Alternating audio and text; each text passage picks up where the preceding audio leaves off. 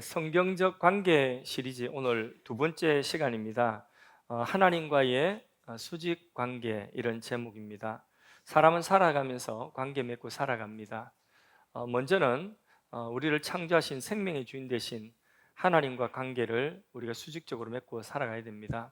그리고 손을 뻗쳐서 우리가 옆에 이웃들과 사람과의 관계를 수평적으로 맺고 살아갑니다. 또 우리가 땅을 딛고 있지 않습니까? 이 땅 딛고 살아가면서 땅 위에 있는 모든 만물들을 우리가 다스리며 그것들과 상대하면서 살아갑니다. 뿐만 아니라 우리는 안으로 우리 안에 있는 나의 자아와 관계를 맺고 살아갑니다. 나의 자아에 대해서 내가 자존감을 가지고 있는 사람이 있고, 또 나의 자아에 대해서 내가 미워하는 사람도 있고, 자아를 용납하지 못하는 그런 사람도 있을 수 있습니다. 자, 이렇게 우리는 아래 위로 그리고 옆으로 안으로 전방위적으로 관계를 맺고 살아갈 수밖에 없습니다. 그런데 중요한 것은 그 관계 속에서 우리는 행복을 누리고, 그 관계 속에서 하나님의 풍성한 은혜와 하나님이 행하신 일들을 펼쳐나갈 수가 있습니다. 근데 그 관계가 삐뚤어지거나 금이 가거나 깨어지면, 그러면 우리의 삶에 고통이 찾아옵니다. 모든 대부분의 불행은 이 관계의 깨어짐과 관계의 문제 속에서 일어나는 것입니다. 그래서 이 관계가 너무나 중요한데, 가장 기본이 되고 가장 중심이 되는 관계는 뭐냐면 위로, 나의 창조주 하나님, 내 생명의 주인 되신 하나님, 내가 하나님께로부터 왔고 하나님께로 돌아가야 되는데, 나의 생명 전체의 주인이 되시는 하나님과의 관계를 잘 맺고 살아가야 됩니다. 이 하나님과의 관계 속에서 우리는 사람과의 관계를 맺고, 또 모든 물질이나 만물들과의 관계를 설정하며 살아가고, 또 이 하나님과의 좋은 관계 속에서 나와도 좋은 관계를 맺고 살아갈 수가 있습니다. 이 관계를 우리가 잘 맺는 가장 기본이 되는 하나님과의 수직적인 관계, 이 말씀을 오늘 우리가 잠깐 말씀을 통해서 나누어야 되겠습니다. 해외 토픽에 보니까 어떤 아가씨가 번지 점프를 하는데, 번지 점프 아시죠? 높은 데서 푹 뛰어내렸습니다. 그런데 줄이 바로 연결되지 않은 거죠. 그래서 40m 아래에 물속으로 그냥 곤두박질 쳐버렸어요. 자기는 줄이 붙잡고 있는 줄 알았는데, 그런데 이게 무슨 날벼락입니까? 죽거든요. 장 파열되든지 뭐 이렇게 목이 척추가 날아가든지 죽는데, 그런데 기적같이 살았어요. 살았지만은 엄청난 트라우마가 있는 거죠. 자, 자기는 줄이, 생명줄이 매어 있는 줄 알았습니다. 근데 끊어졌어요. 이런 일도 있는 거죠. 우리의 인생에 생명줄이 있습니다. 우리가 우리를 붙들고 있는 우리의 생명 주인 되시는 하나님과의 이 생명줄이 튼튼하게 연결되어져 있고, 이 줄이 느슨하지 않고 이 줄이 분명하고 튼튼하게 연결되어진 이것이 우리의 삶의 최고 안전인 줄로 믿습니다. 우리가 어떤 상황 속으로 곤도박질 친다 할지라도 하나님과 이 생명의 줄이 연결되어져 있으면, 그러면 우리는 하나님 안에서 안전할 수가 있습니다. 가장 안전한 생명줄은 하나님과의 연결의 줄인 줄로 믿습니다. 건물을 짓는 건설 현장 그 벽에 보면 조감도라고 하는 것을 붙여놨습니다. 조감도는 말 그대로 새처럼 높은 데서 밑을 내다보고 전체를 딱 이렇게 그려놓은 그것을 조감도라고 이렇게 말하는 것이죠. 이처럼 하나님의 눈은 우리보다 높은 곳에서 우리 인생 전체를 다 살피고 계십니다. 세밀한 것까지도 다 보고 계십니다. 역대하 16장 9절 말씀에 여호와의 눈은 온 땅을 두루 감찰하시면서 전심으로 하나님을 향하는 자를 찾고 계시고, 그 사람에게 뭘 베풀어 주신다고요? 능력을 베풀어 주신다. 할렐루야. 그래서 하나님께서 오늘 뭘 보시느냐? 우리의 마음이 하나님께로 향하고 있는가? 아니면 우리의 마음이 다른 곳에, 사람의, 물질에, 어떤 다른 것에 가 있는가? 오늘 예배 시간에도 우리의 마음이 하나님께로 향하고 있는가? 아니면 콩밭에 가 있는가? 하나님께서 우리 마음을 감찰하고 계신다는 것입니다. 하나님은 우리의 과거, 현재, 미래 모든 것을 하나님께서는 다 아시고 어떤 것도 하나님의 눈에서 벗어나는 것은 없다. 하나님이 우리의 미래와 영혼까지 보고 계십니다. 조감도를 가지고 계신 분이 하나님이신 줄로 믿습니다. 그 하나님과의 관계를 가볍게 생각하지 마십시오. 하나님은 우리가 복잡하게 생각하는 그 문제도 하나님은 간단하게 보실 수 있는 분이십니다. 하나님은 우리의 인생, 미래와 그리고 현재와 영혼까지 우리의 모든 것들을 세밀하게 보시되 천년을 하루같이 그렇게 간단하게 보실 수가 있는 분입니다. 베드로후서 3장 8절에 사랑하는 자들아, 우리가 사랑하는 주님이 사랑하는 자들이죠. 사랑하는 자들아, 주께서 하루가 천년 같고 천년이 하루 같은 이 사실을 잊지 말라. 하나님께는요, 천년 같은 그런 날이랄지라도 하루처럼 간단하게 보실 수 있는 분이고, 이게 하루를 천년같이, 그러니까 하루라도 그 속에 세밀하게 우리의 삶의 분초 단위로 하나님 우리를 살피고 계시는 하나님이십니다. 뭐 하려고 살피십니까? 채점하려고 살피실까요? 우리를 사랑하시고 우리와 좋은 관계 속에 한순간이라도 하나님을 있기를 원하시고 또 우리를 하나님 품에 품어주신 줄로 믿습니다. 한 청년이 효성이 뛰어나고 일도 열심히 잘합니다. 그리고 체격도 좋습니다. 키가 얼마나 큰지 쭉 이렇게 평균 키가 있으면 그 평균 키에 사람 머리 하나만큼 키가 더 큰 거죠. 눈에 쑥 들어오죠. 예. 그따가 겸손하기까지 합니다. 그래서 하나님께서 이 사람을 이스라엘의 초대 왕으로 뽑으셨습니다. 그 이름이 뭐죠? 사울이라고 하는 이름이죠. 사울이 왕이 되었습니다. 근데 사람이 변질된 거죠. 왕이 되고 난 후에 이상한 교만해지는 거죠. 하나님을 무시하고 그리고 하나님의 말씀을 업신여기고 불순종했습니다. 하나님하고 관계가 깨어진 거죠. 하나님께서 그런 사울에게 말씀하셨습니다. 네가 내 말을 업신여기고 버렸으니 나도 너를 버려 이스라엘의 왕이 되지 못하게 하리라. 그때부터 이 사울은 왕이었지만 왕관은 쓰고 있지만은 실제 왕이 아니에요. 왕관은 쓰고 자기 왕의 자리를 지키려고 했지만은 악신이 들어가지고 악한 영이 그를 사로잡으니까 머리가 얼마나 아픈지 이유도 없이 그냥 두통이 머리가 빠개질 듯 아픕니다. 그리고는 머리가 너무 아프고 이러니까 그러니까 올바른 판단을 내리질 못하는 거죠. 그가 내리는 그 판단이 전부 다 의인을 핍박하고 죽이려고 하는 일이고 옳은 일을 하나도 못 내리는 거죠. 원하는 거죠. 판단력이 흐려진 거죠. 자, 이렇게 하다가 결국은 한날에 그와 그의 아들들이 블레셋과의 전쟁에서 다 죽게 됩니다. 그게 하나님과의 관계가 깨어진 자의 한 단면, 일예를 보여주고 있는 것입니다. 이렇게 사울의 집안이 망하고 나니까 하나님께서 누구를 이제 세우시느냐 하면 하나님이 사울을 이어서 왕이 될 사람을 하나님께서는 찾고 계신 거죠. 그때에 하나님의 눈에 쏙 들어오는 한 소년이 있었습니다. 그 하나님의 눈에 쏙 들어오는 소년, 여러분 하나님의 눈에 쏙 들어오면 그러면 그의 인생은 하나님 책임져 주십니다. 그 하나님 눈에 쏙 들어오는 청년이 누구였죠? 소년이 바로 다윗이었습니다. 하나님께서 사무엘에게 이새의 집에 가서 그 아들들 가운데 내가 택한 사람이 있으니까 그에게 왕으로 기름 부어라. 왕으로 기름 부어라 했습니다. 그래서 이새의 집에 갔죠. 근데 자, 첫째 아들 엘리압이 사무엘 앞에 선지자 사무엘 앞에 딱 왔을 때 보니까 얘가 키가 크고 아주 체격이 좋고 이 준수한 게 꼭 사울처럼 생겼어요. 그래서 야, 누가 봐도 임금감이구나. 하나님이 이 집의 장남에게 기름 부어서 왕을 세우려고 하는 거구나 하고 기름불을 들고 그 기름을 부어서 왕을 삼으려고 하니까 하나님께서 아니다 하시는 거죠. 하나님께서 그 선지자에게 스탑시키시고는 그의 외모를 보고 좋아하지 마라. 나는 이미 그를 버렸다 말씀하시면서 나 여호와는 외모를 보지 않고 뭘 본다고요? 중심을 보느니라.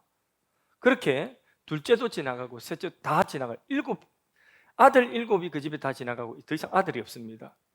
이상하다. 하나님이 이 집의 아들에게 기름 부으라고 이 집에 보냈는데 아들 다 지나가고 없어요.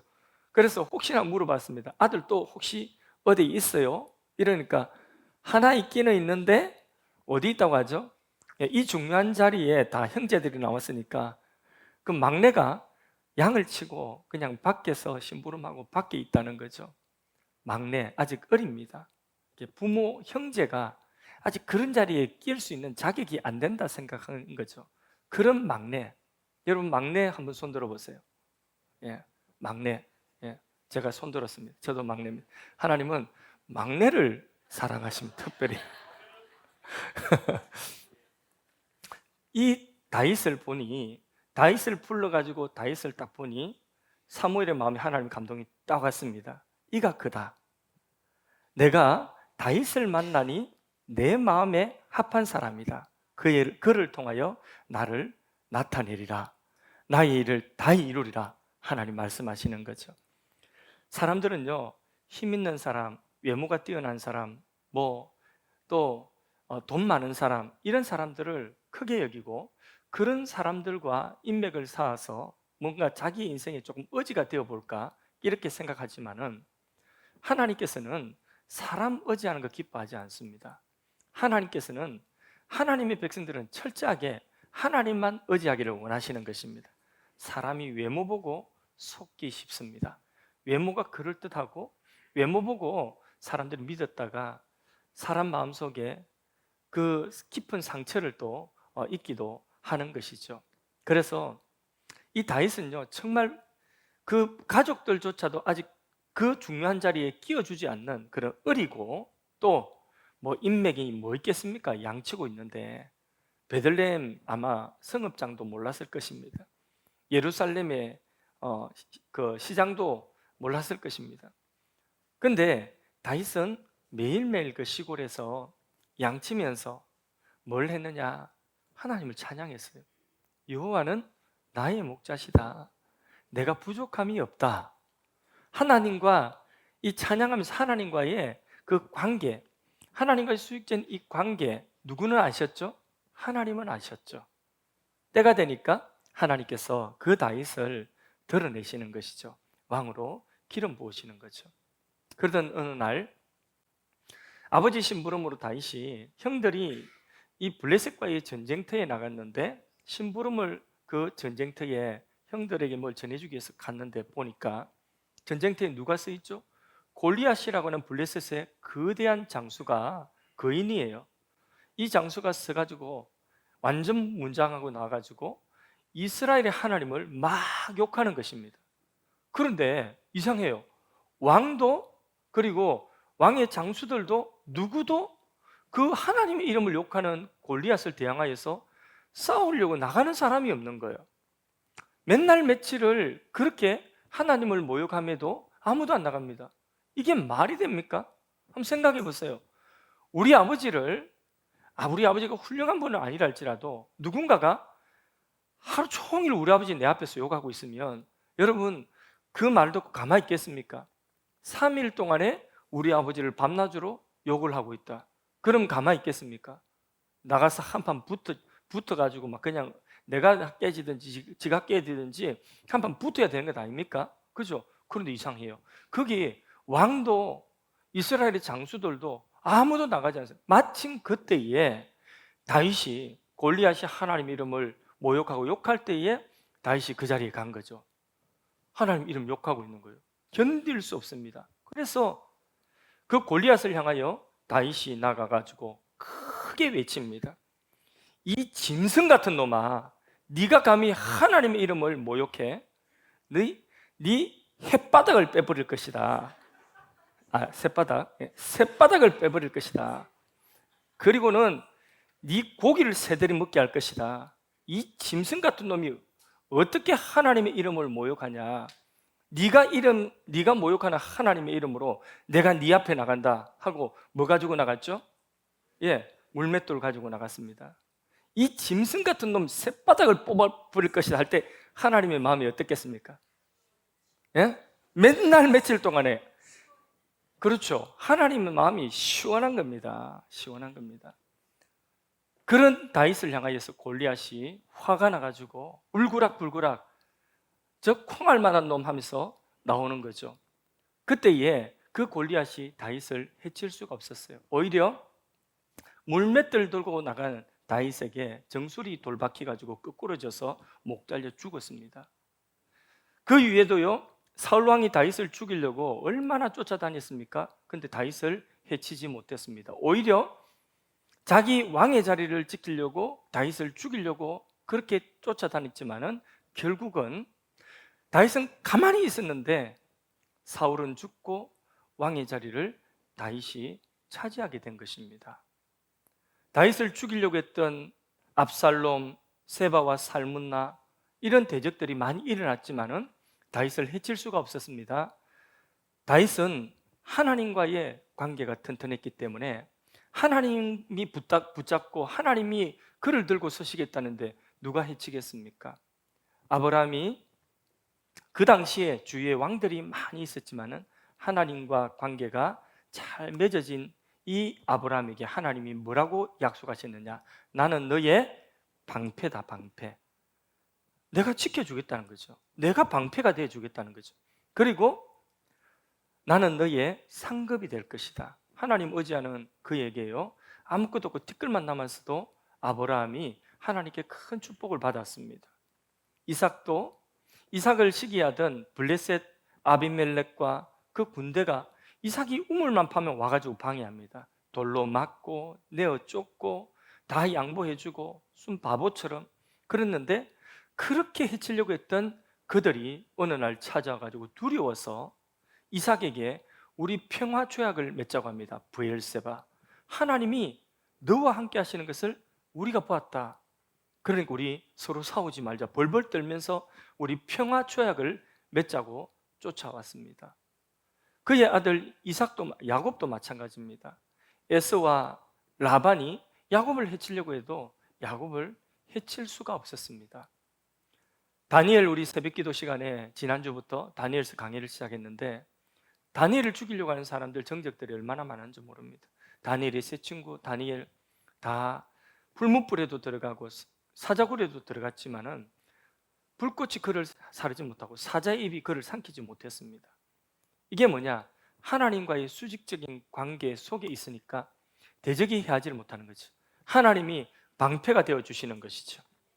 오늘도 예수 그리스도 안에서 우리는 아까 로마서 사랑방에서 암송한 로마서 8장 마지막 부분에 보면 현재 일이나 장래일이나 그리고 사망이나 생명의 다른 어떤 피조물이라도 우리를 우리 주 예수 그리스도 안에 있는 하나님의 사랑에서 끊을 수 없느니라. 아멘. 이것이 바로 예수 안에서 우리가 하나님과 맺은 관계입니다. 이 관계를 우리가 잊고 살아가면 안 되는 것입니다. 사람이 살면서 걱정되는 일도 많고 불안한 일도 많습니다. 인생은 산 넘어 산, 그걸 뭐라고 하죠? 첩첩산중이다. 파도는 한 번 오고 끝납니까? 파도는 오고 또 오는 것이 파도입니다. 그게 우리 인생이에요. 염려하려고 하면 끝도 없습니다. 두려워하고 불안해하려면 끝도 없습니다. 여러분, 내가 지금 땅을 디디고 서 있는데 내가 이명이 아니에요. 이명이면, 어지러움증이면 병원에 가야 되겠구나, 약 먹고 치료받을 수 있습니다. 이거는 땅이 문제가 아니라 내가 이런 병이 걸렸군 해가지고 그 약 처방받아서 치료받으면 됩니다. 그런데 멀쩡하던 땅이 꺼질 수 있겠습니까? 없겠습니까? 멀쩡하던 땅 꺼지는 거 요즘 많이 나오잖아요. 강남대로에 고급차 타고 지나가는데 푹 꺼져가지고 그냥 툭 떨어져 버렸어요. 일본의 동일본 지진 일어났을 때에 일본 선교사님이, 연로하신 선교사님 부부가 그 지진통에 있다가 트라우마가 가지고 이거는 잠을 잘 수가 없는 거죠. 그러니까 땅이 막 흔들리니까 땅이 막 쭉쭉 갈라진다는 거죠. 저 앞에 있는 저 덜이요, 이렇게 일어나요. 땅이 일어나서 이쪽으로 일어나는.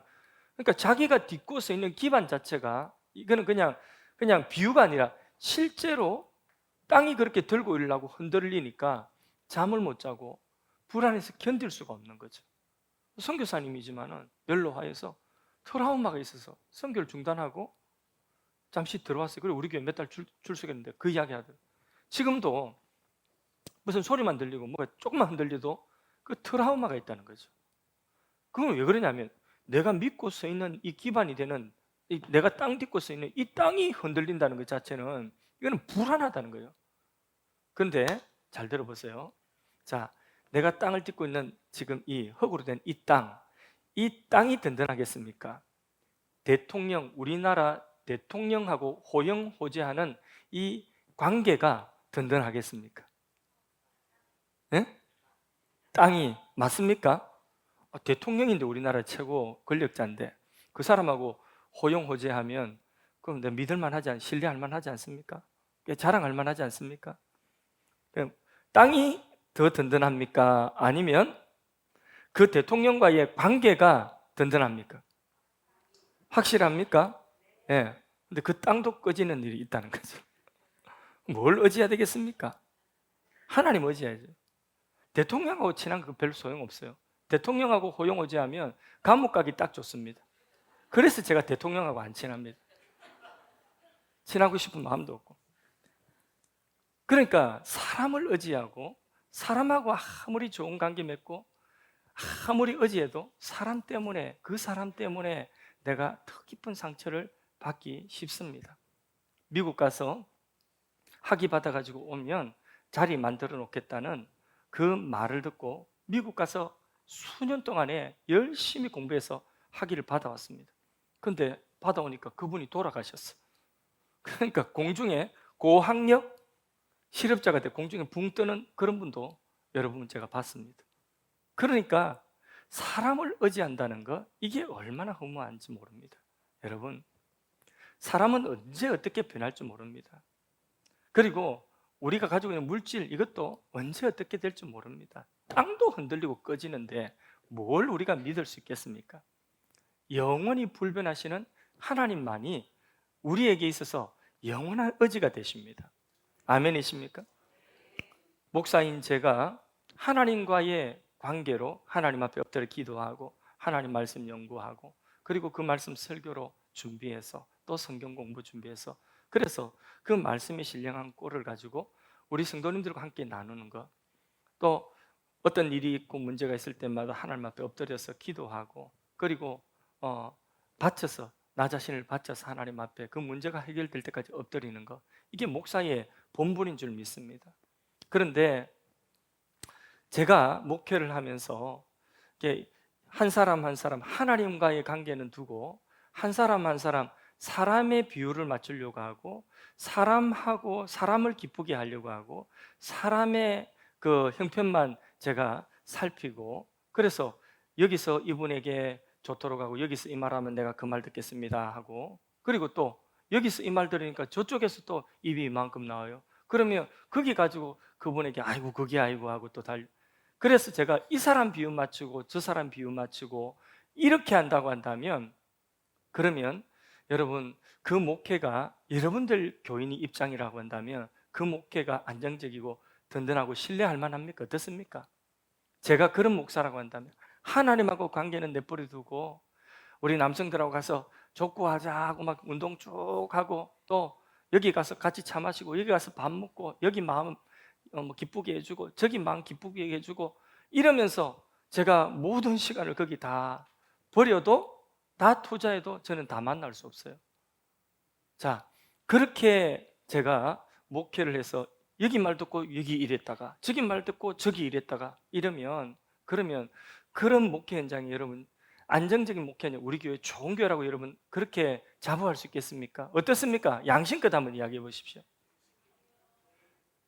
사람하고의 관계도 우리 성도님들의 형편도 살펴야 되겠지만은 그 이전에 하나님하고의 관계가 바로 되고 하나님하고의 관계를 맺는 일에 가장 많은 시간을 보내고 그리고 또 형편이 되면 또 돌아보고 이게 우리 교회가 안정되는 길이고 우리 교회가 바른 길을 가는 길인 줄로 믿습니다. 그래서 왜 나는 안 돌아보나 왜 나에게는 관심이 없나 너무 그렇게 섭섭하게 생각하지 마십시오. 제가 하나님 말씀 붙들고 실험하고 제가 하나님께 기도하는 자리에 있으면 여러분들 그것으로 안심하고 신뢰했으면 좋겠습니다. 두려워하지 말라, 놀라지 말라.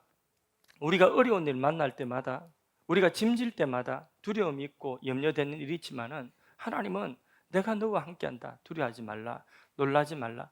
그 하나님이 나의 하나님. 이 관계 속에 우리가 바로 서면 아무리 무거운 짐이라도 우리는 지고 나갈 수 있습니다. 큰 목회는 아니라도 하나님께서 목회를 하게 하실 때는 목회의 짐이라고 하는 것이 있습니다. 부담이라고 하는 것이 있습니다. 그 짐을 지고 때로는 내가 이 말 했다가 이게 안 이루어지면 어떻게 하지? 또 이런 결정을 하고 앞으로 가자고 했다가 이게 안 되면 어떻게 하지? 그런 불안함과 짐이 있습니다. 또 한 사람 한 사람 성도님의 가지고 있는 그 문제의 짐이 사실 목회자의 기도의 짐이고 제가 지고 가야 되는 짐이기도 합니다. 그럴 때에 너무 힘들고 짐이 무거울 때에 그런 목회의 여러분 고비를 만났을 때마다 하나님 앞에 엎드려서 우리 교회가 이제는 어떻게 될 것인가? 이거 다 이제는 끝나는 것 아닌가? 그럼 어떻게 될 것인가? 이런 두려움이 있을 때에 하나님께 기도하는 기도가 어떤 기도였냐면 우리 교회의 머리는 예수님이시고 이 교회의 머리는 주인은 예수님이십니다. 이 기도를 이것을 제 마음속에 평안이 올 때까지 이 기도를 제 마음속에 무거운 짐이 떨어지고 염려가 사라질 때까지 계속해서 이 기도만 합니다. 하나님, 우리 교회의 주인은 예수님이십니다. 우리 교회의 머리는 예수님이십니다. 그리고 마음에 평안이 올 때 이 짐을 딱 내려놓고 나니까 마음에 여유가 생기는 거죠. 그럴 때 하나님께서 믿음으로 주시는 그 말씀을 딱 받아가지고 그 마음에 여유가 생기니까 판단도 그리 흐려지지 않습니다. 그래서 판단하고 그리고 믿음의 성부수를 탁 띄우고 나가면 하나님께서 그 길에 함께 하시는 것을 많이 경험했습니다. 우리가 하나님과 수직적인 관계를 맺고 그 관계 속에서 사람과의 관계를 맺어야 됩니다. 하나님과의 수직적인 관계를 바로 맺고 그 관계 속에서 우리가 모든 일을 해야 됩니다. 그 일을 하다가 그 사람하고의 관계에 신경 쓰다가 하나님하고 관계가 멀어지면 그거는 손해입니다. 손해가 아니라 하나님하고 관계가 멀어지고 끼어진 것만큼 자기의 인생의 위기가 딴 게 위기가 아니라 그게 위기입니다. 오늘 어려운 일 만났거든 하나님하고의 관계를 돌아보십시오. 그리고 하나님께 더 한 발자국 다가갈 수 있기를 바랍니다. 테너라고 하는 영화가 있습니다. 더 테너라고 하는 영화인데 부산국제영화제에서 이 영화제가 출품돼서 기립박수를 받은 작품이랍니다. 여기 주인공이 배재철이라고 하는 테너입니다.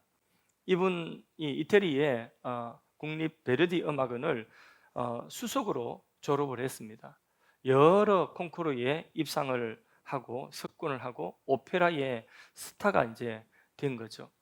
이제 막 이제 인기를 얻고 뭔가 시작하려고 하는데 그런데 병원에 갔더니 갑상선 암이고 빨리 수술하자면 생명에 위험한 이런 상황인. 갑상선 아시죠, 그죠? 이거 도려내고 나면 노래 못 부르는 거죠, 그죠? 이 갑상선 안 걸렸다는 이야기 자기에게는 사형 선고와 같았습니다. 그 고난 현실 가운데서 다시 하나님과 자신과의 관계를 생각해 보는 거죠. 하나님, 제가 찬양대에서 어릴 때부터 찬양하면서 그러면서 노래를 배웠는데 그 교회에 어릴 때부터 주일학교부터 교회 쭉 나오고 교회에서 사는 아이들은요 좋은 점이 있습니다. 뭐냐면 음악을 배워요. 악기를 배워요. 그래서요 그 누가 가르쳐 주지 않아도 선후배 사이에 그렇게 배우고 또 성가대에 앉아가지고 사부를 배우고 음악을 배웁니다. 이 배재철 형제도 그렇게 찬양을 하는 사람이었습니다. 근데 조금 인기가 있고 유명해지니까 하나님 멀어지고 예배 자리 멀어지고 자기가 있어야 되는 이 자리에 지금 떠나 있는 거죠. 세상에서 뭐 잘 나간다 노래 부르고 있는 거죠. 그래서 자기 모습을 발견하고 회개합니다. 하나님 잘못했습니다. 하나님이 목을 조금이라도 회복시켜 주신다면 그러면 하나님을 위해서 노래 부르겠다는 찬양하겠다는 그런 다짐을 하죠. 하나님과 관계가 회복되고 나니까 일본에 있는 그의 편들이 그를 위로하고 격려하면서 수술을 받게 하고 그래서 수술 받아서 다는 아니지만은 뭐 한 70% 그 정도 되겠죠. 그 정도 목소리를 회복했습니다. 그래서 목소리를 회복하고 처음으로 자기가 하나님을 찬양할 수 있다는 것과 이 세상 속에서 하나님 만드신 아름다운 세상 속에서 하나님을 노래할 수 있다는 그것이 세상에서 가장 아름다운 것을 깨달았습니다. 그리고 목이 회복되고 처음으로 부른 노래가 뭐냐면 주 하나님 지으신 모든 세계 찬송가였습니다. 이 찬송가를 불렀는데 예전처럼 그렇게 그 목소리는 부르지는 못했겠죠. 그런데 그 이전에 없었던 일들이 일어납니다. 이 노래를, 이 찬양을 부르는데 자기의 매니저인 일본 매니저가 눈물을 흘리면서 네가 믿는 하나님이 살아계신 것 같다고 하면서 그 찬양을 듣고 하나님께 돌아옵니다. 그 찬양을 듣고 하나님께 돌아오는 사람들이 생기는 거죠. 자신의 간증과 그 찬양을 듣고 주님 앞에 돌아오는 일을 보면서 하나님께서 새 일을 이루시는 분인 것을 알게 되는 거죠. 우리는 우리의 인생이 다 무너져도요, 하나님은요, 하나님과 관계가 딱 바로 설정되어 있는 사람을 통해서 우리가 생각지 못하였던 더 값지고 더 소중한 새 일을 이루시는 줄로 믿습니다. 자, 두 사람이 있습니다. 한 사람 왕입니다. 이 왕은요, 낮에는 왕입니다. 근데 밤에 잠만 들었다 하면 거지가 되는 거죠. 거지가 돼서 밥도 못 먹고 뭐 하나 구글해가지고 먹으려고 하면 애들이 와가지고 밥그릇을 차버리고 조롱하고 사람들이 돌을 던지고, 그래서 이 밤이 되면 거지가 되어서 고통당하는데 너무나 힘든 거죠. 깨고난 왕이에요.